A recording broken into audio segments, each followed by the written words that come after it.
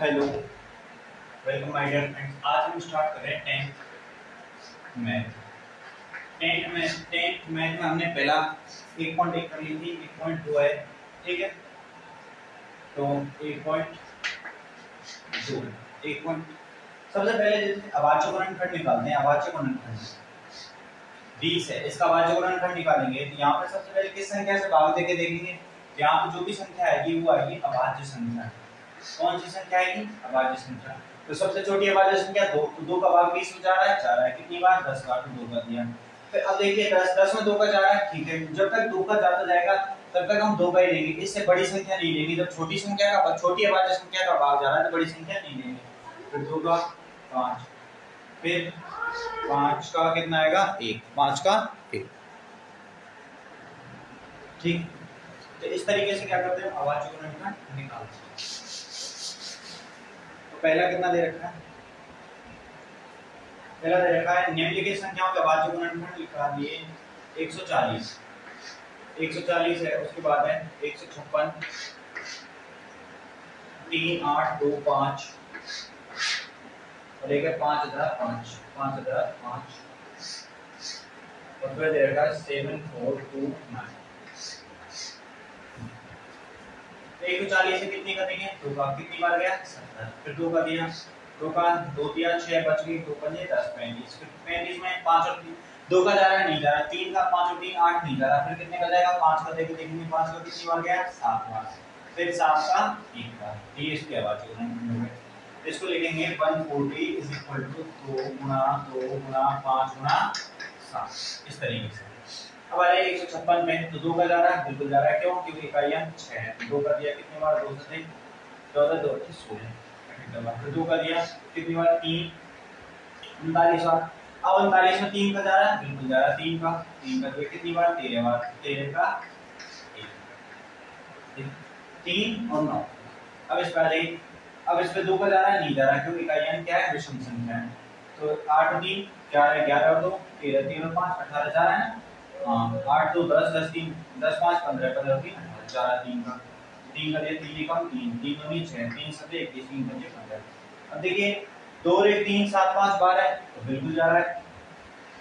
तो कितने का देंगे? 3 बार। 4 बार, 3 दूनी 6, 2 बार और 3 5 15, 425। तो 5 4 9 2 11। अब नहीं जा रहा, अब कितने का जाएगा? 5 का। क्यों निकालिए? तो 5 का दिया 8 5, अब 8 और 5, फिर 5 का जाएगा, 5 को कितनी बार गया? 17 बार। फिर 17 का 1 बार। 5005 में 2 का तो जाएगा नहीं, 5 और 5 10, 10 में 3 का मिल जाएगा। तो कितने का देंगे? 5 का। तो 5 का दिया 5005 में 1 0 0। अब देखिए 1001 में 5 का तो जाएगा नहीं, क्योंकि इकाइयां के का। तो कितने का देंगे? 5 का नहीं जाएगा, कितने का देंगे हम? 6 का, नहीं 7 का। कितने का देंगे? 7 का। 7 का भी जा रहा, 7 के बाद 11 का। तो 11 का कब जाएगा? तो अंकों के एकांतर क्रम का योग 1 और 0 1। फिर इनका 0 और 1 1 1 माइनस 1 0, या तो 0 आ जाए यहाँ पे। अंकों के एकांतर क्रम का योग, अंकों के एकांतर क्रम के योग का अंतर, अंकों के एकांतर क्रम के योग का अंतर 0 आ जाए। 11 का कोई गुणांक आ जाए तो उसको कितने से भाग जाएगा? 11 से। तो कितने से जाएगा? 11 से। कितनी बार? 11 का 9 99, 11 का 11।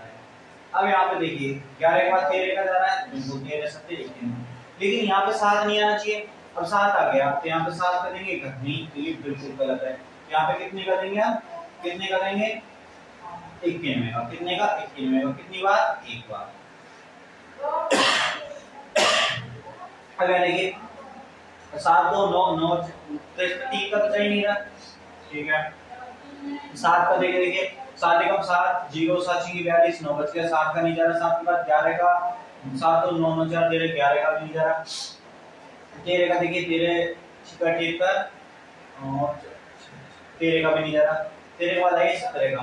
तो 17 का 17 24 17 51, 17 चौके 68, 17 चौके 68 68 हो गया 68 6 62 68, ठीक है। 68 और 6 बच गया, 6 तो 62, तो 17 दोनों 17 दिया 51 119। तो ये गया 4 3 और 17 से 119 437 बार। अब 437 में 19 का जाएगा कितनी बार? 23 बार। और 23 का जाएगा 1। ये थी अभाज्य गुणनखंड। उदाहरण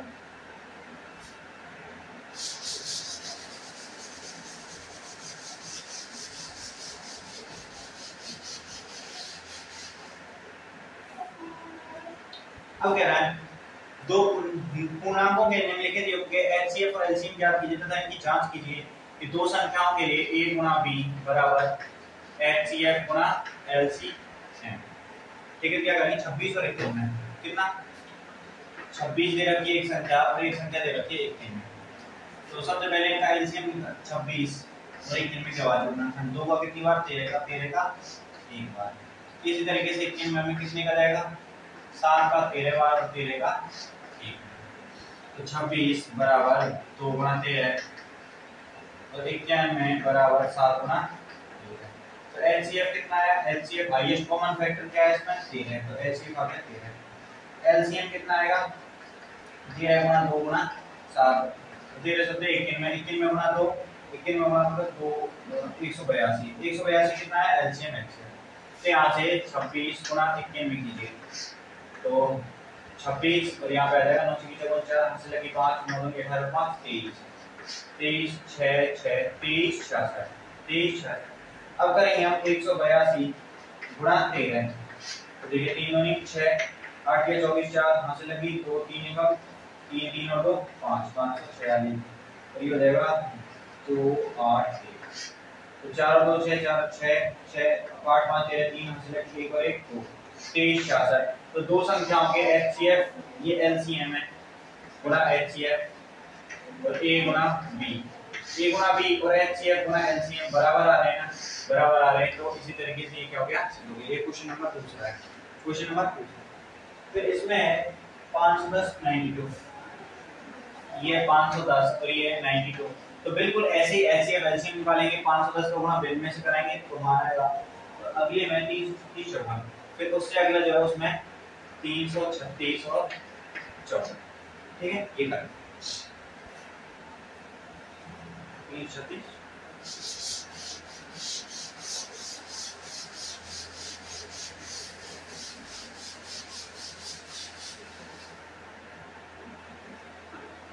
अभाज्य गुणनखंड विधि द्वारा निम्नलिखित पूर्णांकों के एचसीएफ और एलसीएम ज्ञात कीजिए।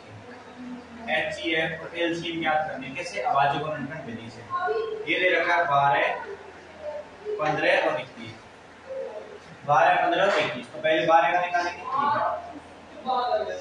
फिर निकालेंगे बेटा 15 का और फिर निकालेंगे 20। ठीक है तो 12 का कितनी का जाएगा 2 का ही जाएगा कितनी बार 6 फिर अभी 2 का जाएगा कितनी बार 3 और 3 का 1। 15 में 5 और 1 से 3 का जाएगा 5 बार 5 का 1 बार।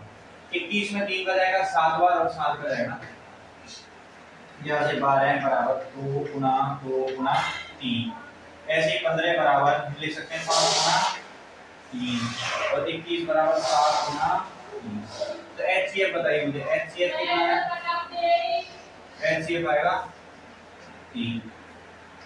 एलसीएम कितना आएगा 3 का ये कॉमन। ठीक है उसके बाद 2 गुना 5 गुना 7 7 गुना 5 35 35 दूनी 70 70 दूनी 140 140 गुना 3 140 गुना 3 करेंगे तो 42 430 तो एलसीएम 420 है एचसीएफ 3 है। ऐसे ये तो भी पहली संख्या है। उसके बाद दे रखा है 17 23 और 29 तो इनका एचसीएफ कितना आएगा बेटा 1 आएगा एचसीएफ 1 आएगा और एलसीएम इनका तीनों का गुणा आएगा। इन तीनों का गुणा कितना है एलसीएम तो एचसीएफ 1 आएगा। उसके बाद है 8 9 25 8 9 25 इनका भी एचसीएफ 1 ही है। एचसीएफ कितना है 1 है और एलसीएम कितना होगा 8 गुना 9 का 25 करना है। कॉमन है 2 2 नहीं है 3 3 नहीं है 5 5 नहीं इनका गुणा होगा। एलसीएम जो आएगा एलसीएम जो आएगा 2 गुना 2 गुना 2 गुना 3 गुना 3 गुना 5 गुना 5 ये एलसीएम आएगा। एलसीएम यानी 2 की पावर 3 गुना 3 की पावर 2 गुना 5 की पावर 2 यानी 8 गुना 9 गुना 25 ये क्या है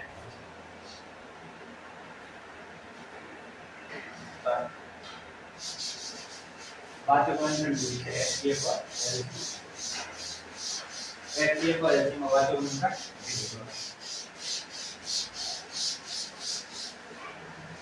आइए आगे कह रहा है HCF दे रखा है आपने, तो HCF दो संख्याएं 306 और 257, इनका HCF कितना दे रखा है 9 और LCM पूछा है। तो LCM क्या होगा, LCM बराबर 306 गुणा 657 बटे में 9, क्योंकि A गुणा B दो संख्याओं को गुणा है, LCM और HCF गुणा बराबर होता है, तो LCM बराबर ये आ जाएगा, ये तो आया ठीक है। अब 9 से इसे काटेंगे, इसको ही काट लीजिए, 9 का 9 था, 9 दिया 27, बची कितने 3, 36, 9 चौके 36, तो एलसीएम जो आएगा वो आएगा 34 गुणा 657, तो 34 गुणा 657 करेंगे, वही क्या हो जाएगा अपना एलसीएम, वही क्या हो जाएगा एलसीएम।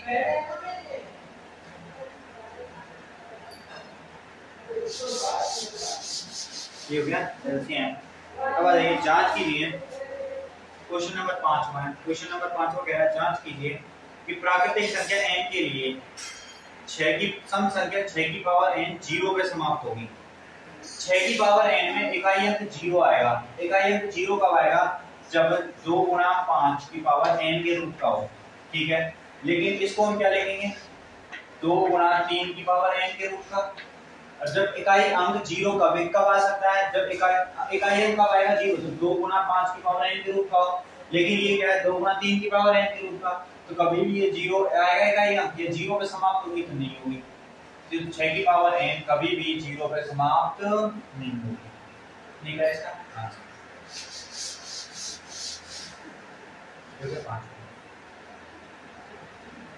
क्वेश्चन नंबर 6 कह रहा है 7 गुणा 11 गुणा 13 प्लस 13, एक तो ये संख्या है, और दूसरी है 7 गुणा 6 गुणा 5 गुणा 4 गुणा 3 गुणा 2 गुणा 1 प्लस में 5, बताइए भाज्य या अभाज्य।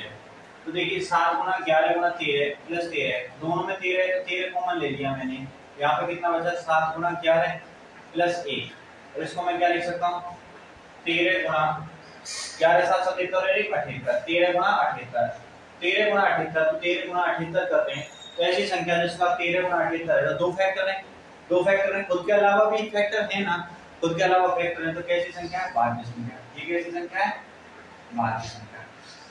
अब इसमें देखिए यहाँ पे 5 है, यहाँ पे 5 है, 5 कॉमन लिया दोनों में से, ये बचा 7 गुणा 6 7 की 42 और ये हो गया 4 या 12 दूनी 24, तो 42 गुणा 24 प्लस में 1, ठीक है, 42 गुणा 24 कीजिए, तो 42 गुणा 24, 4 दूनी 8, 4 दोगे 16, 4 8 0 8 1000, ये हो जाएगा 5 1008 प्लस 1, तो 5 गुणा 1009, तो बताइए भाज्य या अभाज्य, तो ये संख्या भी कौन सी होगी भाज्य संख्या, कौन सी संख्या होगी भाज्य संख्या होगी, तो ये दोनों संख्या भाज्य संख्या है। क्यों है क्योंकि इनमें स्वयं के अलावा भी और गुणांक मौजूद है, स्वयं के अलावा भी और गुणांक मौजूद है, ये कैसे संख्या हो जाएगी भाज्य। छठा क्वेश्चन, अब 7वां कह रहा है एक किसी खेल के मैदान के चारों तरफ एक वृत्ताकार पथ है, इस तरीके से क्या कोई वृत्ताकार पथ है, क्या वृत्ताकार पथ है, ठीक है। अब क्या करें, इस मैदान को एक चक्कर लगाने में सोनिया को 18 मिनट, सोनिया कितने मिनट ले रही है, सोनिया है वो 18 मिनट ले रही है, 18 मिनट में वो इस पूरे चक्कर को कंप्लीट करे, जैसे यहाँ से स्टार्ट किया और यहीं वापस आने में कितने मिनट लिए उसने 18 मिनट, ठीक है।